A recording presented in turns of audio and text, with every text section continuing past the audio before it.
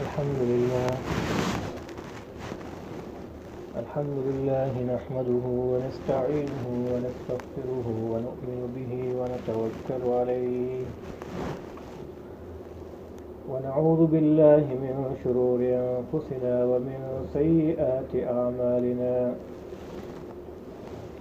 من يهده الله فلا مضل له ومن يضلله فلا هادي له ونشهد أن لا إله إلا الله وحده لا شريك له ونشهد أن سيدنا ومولانا محمدا عبده ورسوله أما بعد فأعوذ بالله من الشيطان الرجيم بسم الله الرحمن الرحيم يا أيها الذين آمنوا اجتنبوا كثيرا من الظن إن بعض الظن إثم ولا تجسسوا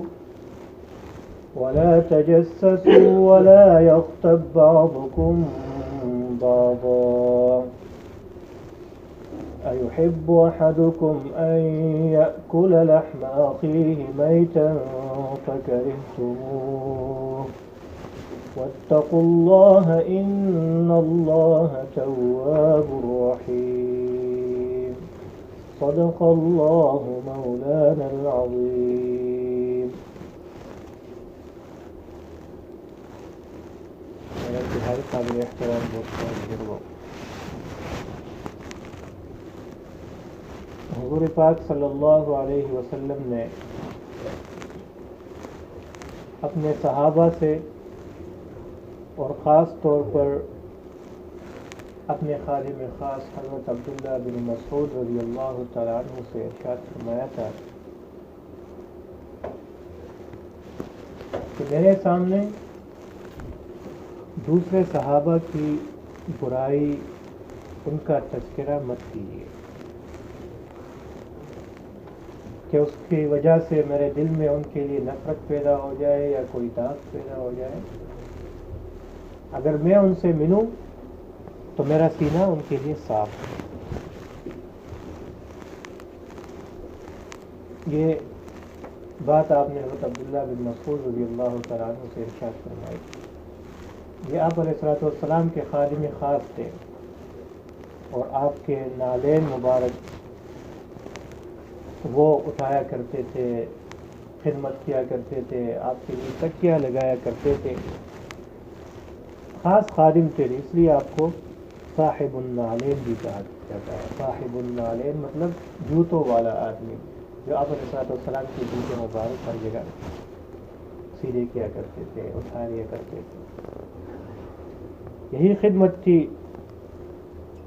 اتنی خدمت کیا کرتے تھے کہ لوگ صحابہ سمجھنے لگے تھے کہ آپ حضرت عبداللہ حضور صلی اللہ علیہ وسلم کے گھر کے آدمی ہیں، کیونکہ ہر وقت آنا جانا رہتا تھا خدمت میں.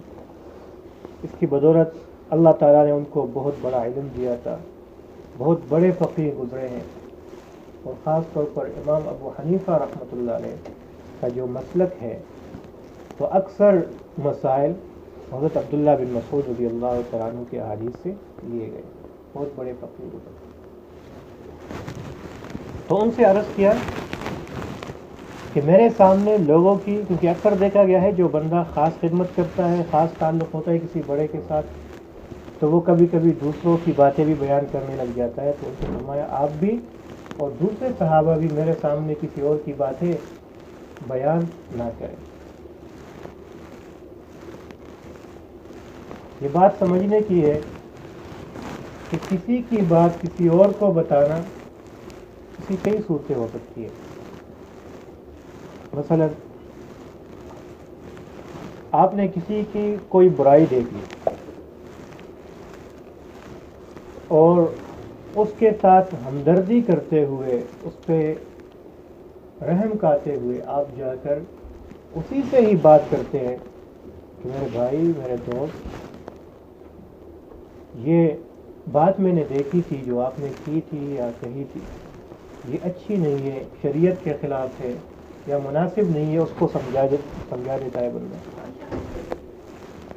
لیکن نیت اس کی اصلاح کی ہوتی ہے تاکہ اس سے برائی ختم ہو جائے. یہ بہت بڑی بات ہے، بہت بڑی بات، اور ہمیں کرنا بھی چاہیے. سب سے اچھا دوست آپ کا وہ ہے جو آپ کو آپ کے عیوب بتائے، آپ کو بتائے، کسی اور کو نہ. حدیث میں آتا ہے المؤمن مرآۃ المؤمن، ایک مسلمان دوسرے مسلمان کے لیے مثل آئینہ کا ہے. کیا مطلب؟ اگر کسی کے چہرے پہ کوئی داغ ہے یا کوئی داڑھی والے ہے، داڑھی میں کوئی چیز اٹک جاتی ہے یا چہرے پہ داغ آ جاتا ہے یا ماتھے پہ کوئی چیز ہے، ہمیں نظر نہیں آتا، آئینہ سامنے کرتے ہیں تو وہ ہمیں بتا دیتا ہے کہ یہاں داغ ہے، یہاں یہ چیز ہے، یہ صاف کر لو اچھے لگ جاؤ گے، یہ بال ٹھیک کر لو تو اچھے لگو گے. تو اسی طرح ہمیں اپنی برائی نظر نہیں آتی. بسا اوقات ہم کوئی برائی کرتے ہیں، کوئی عیب ہوتا ہے ہمارے اندر، تو دوسرا مسلمان ہمارے لیے آئینے کی طرح ہے، وہ ہمیں بتائے گا کہ یہ بات آپ کے اندر غلط ہے اور یہ ٹھیک کرو، آپ کو خوبصورت لگو گے، اچھے لگو گے. علماء فرماتے ہیں حدیث میں آئینے کے ساتھ تشبیہ دی ہے، اس میں کوئی خاص سر یا وجہ یا کوئی راز ہے تو ہاں، کیونکہ اللہ اور اس کے رسول کی بات ہے وہ رازوں سے اور فائدوں سے وہ بھری پڑی ہے. کوئی کھوج لگانے والے ہو تو بے شمار فائدے ہوتے ہیں اس میں، ہماری عقل اس تک پہنچتی نہیں. تو آئینے کی طرح ہے. کیا مطلب؟ آپ کسی آئینے کے سامنے کھڑے ہوتے ہیں تو وہ آئینہ آپ کے داغ، آپ کے عیوب آپ کو ہی بتاتا ہے، وہ کرتا نہیں ہے، دوسرے کو نہیں بتاتا کہ آپ کے اندر فلاں عیب ہے یا فلاں داغ ہے آپ کے لیے سمجھا. تو وہ آئینہ صرف آپ کو ہی آپ کے عیوب بتاتا ہے. اسی لیے حدیث میں کہا گیا المؤمن مرآۃ المؤمن، مسلمان کی شان یہ ہے کہ وہ دوسرے مسلمان کو اس کے عیوب بتائے گا اصلاح کی نیت سے. یہ کام کوئی کرے گا تو بہت بڑا اجر ہے. کوئی اچھا کام نہیں کر رہا، وہ بتائے گا کہ بھائی یہ کام آپ نہیں کر رہے، یہ شروع کر لو. تو جب تک وہ نیک کام کرے گا، امر بالمعروف کیا اس نے، تو جب تک وہ کرے گا اس کے کھاتے میں، اس کے حساب میں ثواب لکھا جاتا رہے گا. کسی برائی سے منع کیا تو جب تک اس برائی سے رکا رہے گا، تب تک اس بندے کے لیے اللہ رب العالمین اس کے حساب کتاب میں وہ ثواب، وہ اس کے کھاتے میں وہ ثواب لکھا جاتا ہے. بہت بڑی بات. یہ ایک صورت ہے. دوسری صورت یہ ہے کہ آپ نے کسی مسلمان کے اندر کوئی برائی دیکھ لی اور بجائے اس کے کہ آپ اس کے پاس جا کر تنہائی میں اس کو سمجھائے، آپ وہی بات دوسروں کو بتانے لگ پڑی. ایک جگہ بیٹھ کر تم فلاں نے یہ کام کیا، فلاں نے یہ کام کیا، وہ یہ کرتا رہا، تو یہ غیبت میں آتا ہے. مسلمان کی برائی دوسری جگہ بیان کرنا یہ غیبت ہے. اور ابھی جو آپ حضرات کے سامنے آیت تلاوت کی ہے، ایحب احدکم، اللہ تعالیٰ فرماتا ہے ایحب احدکم، کیا تم میں سے کوئی شخص پسند کرتا ہے ان یأکل لحم اخیہ، کہ وہ اپنے بھائی کے گوشت کو کھا لے، میتن، اس حالت میں کہ تمہارا بھائی مرا پڑا ہو اور آپ اس کے گوشت کو کھا رہے. فکرہتموہ، تم تو یہ ناپسند کرتے ہو، تو غیبت کیوں کرتے ہو؟ ولا یغتب بعضکم بعضا، تم ایک دوسرے کی غیبت مت کیا کرو. اور حدیث میں آتا ہے کہ غیبت کا گناہ وہ زنا کے گناہ سے بھی زیادہ ہے. کیسے؟ انسان ہے، اللہ تعالیٰ ہم سب کو بچائے، ہم سب کی حفاظت کرے. کسی سے زنا کا گناہ سرزد ہو جاتا ہے تو کسی نہ کسی دن وہ توبہ کر لے گا تو اللہ تعالیٰ معاف کر دے گا. اللہ تو معاف کرنے والا ہے. لیکن آپ غیبت کرو گے تو توبہ بھی کرو گے تو آپ کو گناہ معاف نہیں ہوگا. کیوں؟ کیونکہ اس کا تعلق کسی اور بندے کے ساتھ آ گیا، وہ حقوق العباد میں چلا گیا. تو آپ توبہ کرو گے لیکن جب تک اس بندے سے معافی نہیں مانگی، اس نے معاف نہیں کیا، تب تک آپ کی معافی نہیں ہے. اس لیے غیبت کا گناہ وہ زنا کے گناہ سے بھی بدتر ہے. اس سے اپنے آپ کو روکے، اپنی زبان کو روکے، کسی دوسرے مسلمان کی برائی بیان کرنے سے اپنے آپ کو بچائے. قرآن میں اللہ تعالیٰ حکم دیتا ہے وَلَا يَغْتَبْ بَعْضُكُمْ بَعْضًا. یہ دوسری صورت بن گئی. تیسری صورت، یہ دوسری بھی بہت عام ہے، تیسری صورت ابھی بتا رہا ہوں، وہ بھی ہمارے معاشرے کے اندر بہت زیادہ عام ہے، اس سے اپنے آپ کو بچانا چاہیے. وہ یہ ہے کہ آپ نے کسی مسلمان کے اندر کوئی برائی دیکھ لی اور آپ وہ برائی اس کے کسی بڑے کو، اس کے باپ کو، اس کے استاد کو وہ بتاؤ، اس لیے تاکہ اس کے دل میں اس بندے کے لیے نفرت پیدا ہو جائے، کدورت پیدا ہو جائے، یا وہ اس کی دھلائی کرے، بےعزتی کرے سب کے سامنے. نیت آپ اس یہ ہمارے اس ماحول میں کوئی برائی دیکھ لی اپنے دوست میں، ساتھیوں کے پاس چلے گئے یا اپنے باس کے پاس چلے گئے یا کسی اس کے باپ کے پاس چلے گئے تاکہ وہ اس کے دل میں نفرت پیدا ہو جائے، ان دونوں کی آپس میں لڑائی شروع ہو جائے. یہ غیبت سے بھی اوپر درجہ ہے، یہ چغل خوری میں آتا ہے. حدیث میں آتا ہے لا يدخل الجنت قطات، چغل خور بندہ وہ جنت میں نہیں جا سکتا. لا يدخل الجنت نمام، ایسا بندہ جنت میں نہیں جائے گا جو چغل خوری کرتا ہے. اور یہ ہمارے معاشرے میں عام ہے، ہر کوئی کرتا ہے، اس کو گناہ ہی نہیں سمجھتا. ایک صورت ہے، ہاں آپ نے کسی دوست سے بات کی کہ میرے بھائی آپ کے اندر یہ برائی ہے، اس سے بچو، یہ اللہ تعالیٰ کو ناپسند ہے، یہ شریعت کے خلاف ہے، یا یہ اچھا نہیں ہے آپ کے لیے.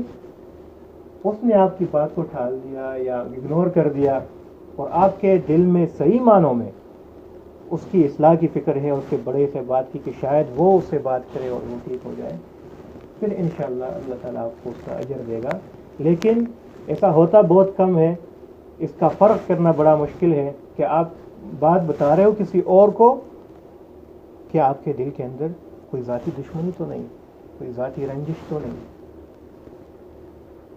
تو اس لیے آپ علیہ الصلوۃ والسلام نے فرمایا عبداللہ بن مسعود رضی اللہ تعالی عنہ کو کہ آپ اور میرے تمام صحابہ میرے سامنے کسی شخص کی برائی نہ کرے، ایسا نہ ہو کہ میرے دل کے اندر کسی کے لیے کوئی نفرت پیدا ہو جائے.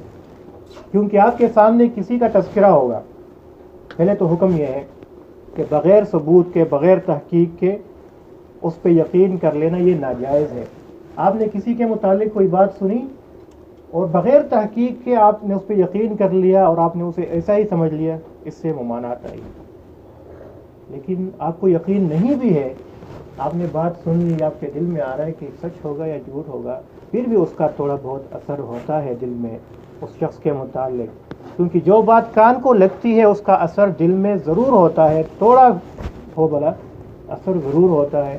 اللہ کے رسول نے فرمایا کہ میں یہ بھی نہیں چاہتا کہ اتنا بھی اثر میرے دل پہ ہو جائے کسی مسلمان کے لیے.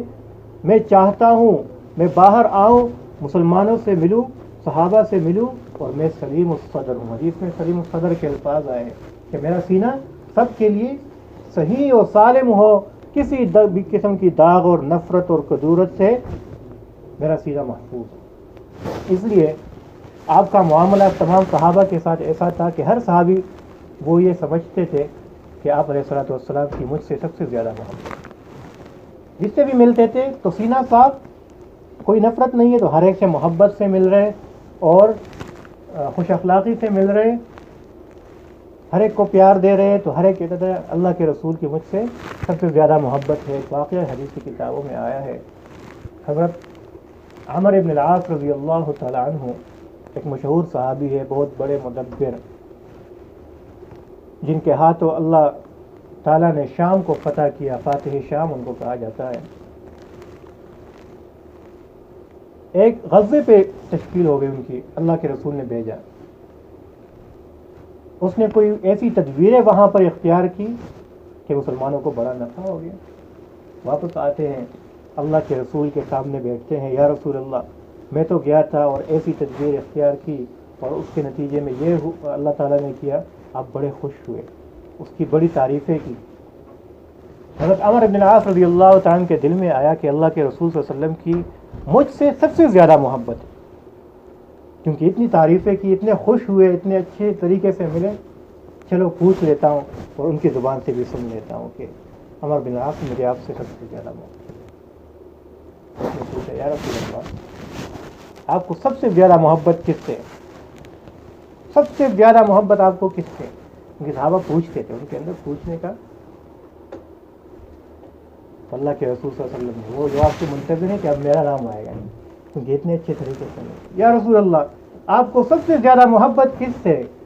اللہ کے رسول نے فرمایا ابو بکر. نبیوں کے بعد دوسرا درجہ کس کا ہے؟ ابو بکر صدیق رضی اللہ تعالیٰ. اس نے سوچا چلو ابو بکر کے بعد میرا نام آئے گا. یا رسول اللہ اس کے بعد آپ کو سب سے زیادہ محبت کس سے ہے؟ اللہ کے رسول نے فرمایا ابو بکر کی بیٹی اور میری بیوی حضرت عائشہ سے رضی اللہ تعالیٰ. پھر پوچھا یا رسول اللہ اس کے بعد آپ نے عمر کا نام لیا. 2-3 نام اس طرح پوچھے، پھر ذہن میں آیا پتہ نہیں میرا نمبر کب آئے گا. مجھ سے تو ایسے ملے میں تو سمجھ گیا تھا میں سب سے زیادہ محبوب ہوں. یہ اللہ کے رسول صلی اللہ علیہ وسلم کے اخلاق تھے کہ ہر ایک کو ایسی محبت دیتے تھے، ہر ایک سے اس طریقے سے ملتے تھے کہ وہ چاہتا تھا، وہ یہ سوچتا تھا کہ اللہ کے رسول کا سب سے زیادہ محبوب میں ہوں. ہمیں بھی یہ حکم ہے کہ آپ نفرتیں مت پھیلاؤ، محبتیں پھیلاؤ، ہر ایک سے محبت کرو چاہے وہ نافرمان ہو. ایک واقعہ لکھا گیا ہے، حضرت جنید بغدادی رحمۃ اللہ علیہ بہت بڑے شیخ گزرے ہیں، بزرگ گزرے ہیں، ان کے شیخ ہیں حضرت سری سقطی رحمۃ اللہ علیہ. وہ اپنے مریدوں کے ساتھ دریا کے کنارے جا رہے ہیں، دیکھتے ہیں ایک کشتی میں چند اوباش قسم کے نوجوان ہیں اور کچھ گانے بجانے بھی چل رہے ہیں. تو اکثر ہوتا ہے ہمارے اندر ہے کہ جب اس طرح کے نوجوان مستی میں ہوتے ہیں اور کسی بزرگ کو، کسی دیندار کو دیکھتے ہیں تو ان کی مزاح کی اور وہ شیطانیت کی جو رگ ہے وہ اور پڑک اٹھتی ہے. تو انہوں نے بھی کشتی قریب کی اور کچھ جملے کسے بزرگوں کو دیکھ کر، ان پر کچھ فقرے کسے اور کچھ نازیبا الفاظ استعمال کیے. تو حضرت سری سقطی رحمۃ اللہ علیہ کے مرید وہ بھی ساتھ جا رہے ہیں تو اور بھی بحثتی ہیں. تو انہوں نے عرض کیا حضرت یہ کتنے نافرمان نوجوان ہیں، خود تو نافرمانی میں مصروف ہیں اور ہمیں دیکھتے ہوئے اوپر ہمارے اوپر یہ جملے کس رہے ہیں، اوپر ہماری بےعزتی کر رہے ہیں. تو کتنے نافرمان ہیں، آپ ان کے لیے بد دعا کیجیے. ایسے ماحول میں اپنے کسی بڑے کا اس کے چھوٹوں کے سامنے بےعزتی کرو تو وہ بےعزتی محسوس ہوتی ہے، اور اس ماحول میں اسے کہا جاتا ہے بد دعا کرے. وہ تو بڑے اللہ والے تھے، اللہ کے بہت ولی تھے، بہت بڑے حضرت جنید بغدادی، ان کے استاد، ان کے شیخ. انہوں نے ہاتھ اٹھا دیے، مریدوں نے بھی ہاتھ اٹھا دیے. یا اللہ، اب وہ انتظار کر رہے ہیں، یا اللہ انتظار کر رہے ہیں کہ بس ان کا ہاتھ اٹھانا ہے اور ان کی کشتی ڈوب جانی ہے، یہ ان کا غرق ہونا ہے. یا اللہ ان نوجوانوں کو تو نے دنیا میں خوشی دی، ان کو آخرت میں بھی خوشیاں نصیب کر. سب کو محبت. مرید تک رہے اپنے شیخ کو کہ حضرت ہم تو سوچ رہے تھے آپ ابھی بد دعا دو گے. انہوں نے کہا اللہ تعالیٰ انہیں آخرت میں خوشی دے تو ہمیں کیا فرق پڑتا ہے، اور آخرت میں تو تب خوشی ملے گی جب ان کی اللہ تعالیٰ اصلاح کرے گا، دنیا میں اس کو ہدایت دے گا تو آخرت میں بھی خوشی نصیب کرتا ہے. تو یہ تھے ہمارے نبی کے اخلاق جو وراثت میں ہم نے اپنے اسلاف سے پائے. ہمارے نبی کے، ہمارے صحابہ کے، ان کے اخلاق پڑھو. آج ہمارے اندر سے وہ اٹھ گئے ہیں تو وہ ترقی جس پر ہم اوج ثریا تک پہنچ چکے تھے ان کو اپناتے ہوئے آج وہ اخلاق ہم سے نکل چکے ہیں تو ہم تحت الثری تک پہنچے. گنوا دی جو اسلاف سے میراث پائی تھی ہم نے، ثریا سے زمیں پہ آسمان ہم کو دے مارا. ہم تو ترقی کے اعلیٰ مرتبوں پر تھے. کیوں؟ کیونکہ آپ کے اخلاق ایسے تھے، آپ کا اٹھنا بیٹھنا ایسا تھا. اس لیے ان اخلاق کو اپناتے ہوئے اپنے اخلاق کو ٹھیک کرے، سب سے محبت کرے، چاہے نافرمان ہو، نافرمانی سے نفرت ہو لیکن اس بندے سے محبت ہو. اس کی مثال اس مریض جیسی ہے کہ مرض سے تو بندہ نفرت کرتا ہے، مریض سے نفرت نہیں کرتا، مریض پہ ترس کھایا جاتا ہے، اس پہ رحم کھایا جاتا ہے۔ تو جس طرح جسمانی بیماری ہے اسی طرح روحانی بھی بیماریاں ہیں۔ معصیت، اللہ تعالیٰ کی نافرمانی اور گناہ یہ روحانی بیماری ہے۔ تو وہ شخص بیمار ہے، ہمارا معاشرہ بیمار ہے، اس پہ ترس کھانا چاہیے، ان پہ دل میں رحم آنا چاہیے، اور سب کے لیے کچھ نہ ہو اس کے لیے فکر کرنی چاہیے، کچھ نہ ہو تو ان کے لیے دعا اللہ تعالیٰ سے کرنی چاہیے۔ اللہ تعالیٰ ہمیں صحیح معنوں میں دین پر چلنے کی توفیق عطا فرمائے، اور آپ علیہ الصلوۃ والسلام کے اچھے اخلاق اور تمام کے تمام تعلیمات پر عمل کرنے کی توفیق عطا فرمائے۔ آخر دعوانا